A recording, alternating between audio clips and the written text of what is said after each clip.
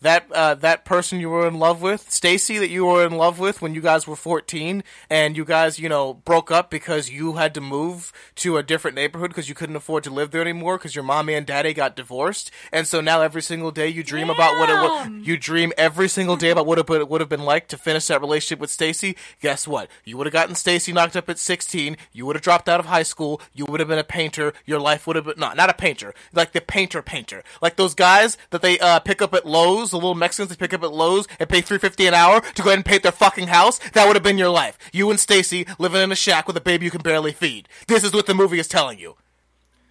Blue Valentine. How would one describe this movie? It's kind of sadness. It's not sadness. Metaphysical, heterosexual, put the hex on you, sadness. The film follows the inception and degradation of the relationship of Dean and Cindy. The former, a hopeless romantic high school dropout, moving guy, person, whatever, and the latter, a med school student. So we're going to break this movie down into its proper review. We're going to go through, its direction, its cinematography, the acting, and the story.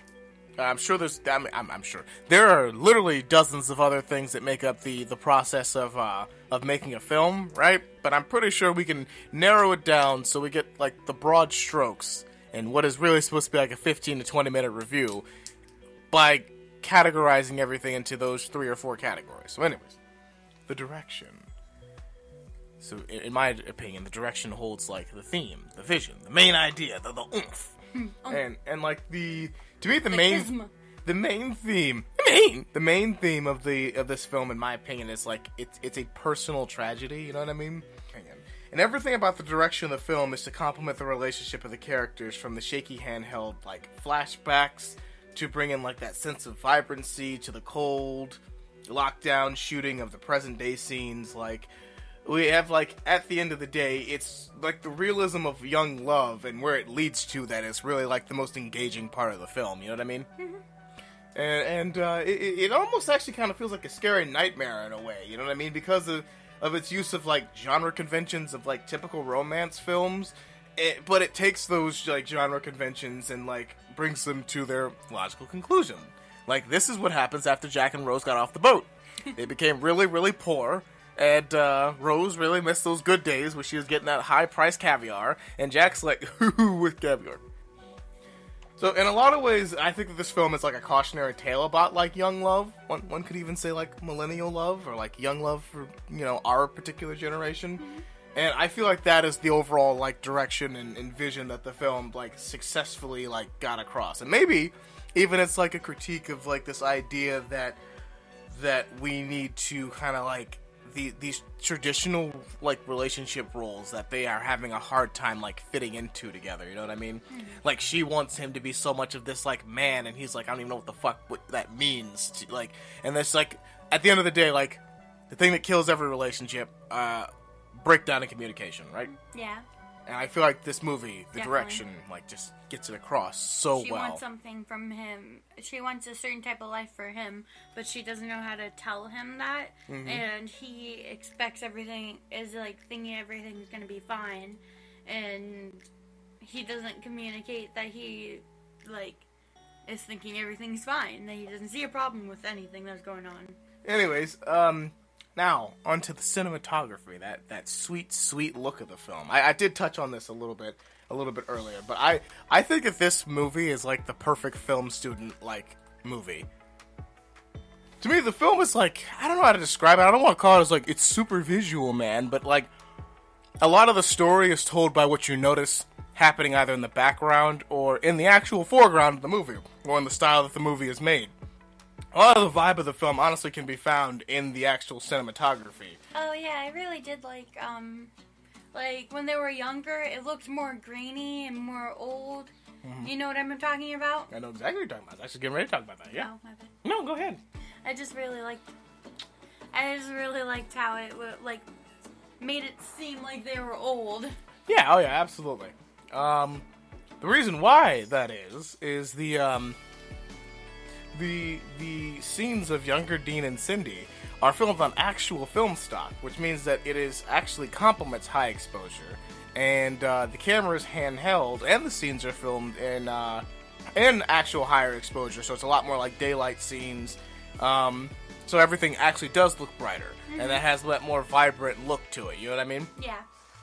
While the scenes of older Dean and Cindy are filmed using a digital camera, which digital cameras are very good for filming things in low exposure, and it's also very locked down, very stable. Like, this is exactly where they are in their lives. Very.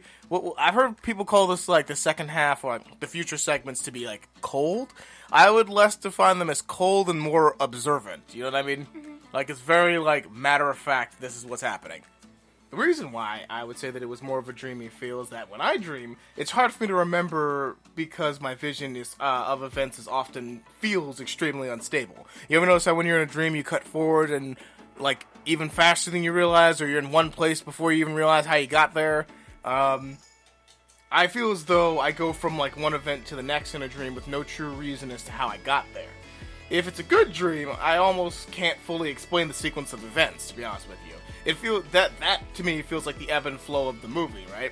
This film correctly follows the rule of like this stupid screenwriting rule where you start in the middle of each scene, right? In the flashback sequences, anyway.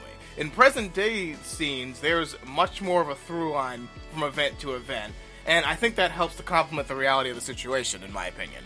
So what I mean by that is that if you ever notice in the movie, right? You ever notice that we just kind of appear in different places without ever knowing like whether this is. So, like, we all know it's like it's a linear time, it's all heading forward, it's like a dream or whatever, but we can't really figure out how, like, Dean and Cindy got on a bus, or where the bus is taking them, where they are in particular. Like, remember that one iconic scene where you speak, "You're the one you love"? Like, how'd they get there? Or, like, the scene at the train station, You know how'd they get there? Now that you say something, yeah, you're kind of right. But, think about it. The scenes in the future, very, very, this happens, then this happens. They, what is it? Like, the dog dies. They bury the dog. Watcher's dude's like, "Hey, listen, the dog is really depressing me. Can we please just go to a hotel for a while?" She's like, "We can't afford it," right? They go to the hotel. She's like, "It's too far away. I'm on call." So she leaves him the next day after. He goes from the place on the bus to go get to her. He goes, "Hey, what the fuck? You left me all alone." Beats shit out of the doctor, right? After they beat shit out of the doctor, goes ahead. I'm just re-explaining the events, but I'm saying, see how it's more like a clear through line of where each person. Yeah, as opposed to the old sequences where it's kind of like, where is everything? All you get is the main point. And that's what I've noticed after many years of watching this movie, is how actually dreamlike the old sequences feel. So yes, the story breaks my heart, because in a lot of ways it's like a parent reminding me that all that young love that I had back in the day was actually, it was a good idea that I left it back in the day and left it behind me and moved on. Because it kind of like, it's like a reality check that sours those sweet memories that you once had. You know what I mean? It kind of makes you look back and think, hey, those memories that I had, those feelings, those emotions, was it all false, and would it have led me down to this path? Luckily, I don't have to worry about that because I met you and you're perfect. So, we're all good here now. We did it. We did it right. But I don't know. I feel like this film, in a lot of ways, is like a response to those like hopeless romantic movies like Titanic or like The Notebook, etc. The film, like, it's such a grounded romance, and one of the most grounded romances that I've seen in a while. I think Poor People in Love. What more do you need? So it's we're obviously not gonna like spoil like the end of the movie or whatever, but I think that the movie is so goddamn good. And now, that was the story. The story is amazing. Especially them going back and forth, like what is it? I can't say superimposing, but like what's the word where you put one thing next to the other? It's a 3-syllable one. No, it's another one. It's like where one thing is adjacent to the other. Crap. Anyways, I'm just gonna say super. Yes, that is the juxtaposition of the beginning of their relationship to the end of their relationship is. It's fucking heartbreaking. I don't know. Like, you've been in love like how they were before in the movie, right? Oh, like stupid love? Yeah. Like do stupid things kind of love? Yes. No, not do stupid things kind of love. Like, actually where you're like, hey, this person makes me feel the warmest I've ever felt in my life. Yeah, but that's like... But, like, you come on, you know what I mean. Yeah. You know what I mean? The kid warm. The kid warm, yes. Yes. I don't know anybody who hasn't. You know? Yeah, and it kind of just, I don't know. Like, to me, the reason why the movie hits me so hard is that, like, all the legitimacy, in my opinion, of the kid love goes away when you watch a movie like this. So, yes, that's right. That person you were in love with, Stacy, that you were in love with when you guys were 14, and you guys, broke up because you had to move to a different neighborhood because you couldn't afford to live there anymore because your mommy and daddy got divorced, and so now every single day you dream about you dream every single day about what it would have been like to finish that relationship with Stacy. Guess what? You would have gotten Stacy knocked up at 16. You would have dropped out of high school. You would have been a painter. Your life would have been not a painter, like the painter, like those guys that they pick up at Lowe's. The little Mexicans they pick up at Lowe's and pay $3.50 an hour to go ahead and paint their fucking house. That would have been your life. You and Stacy living in a shack with a baby you can barely feed. This is what the movie is telling you.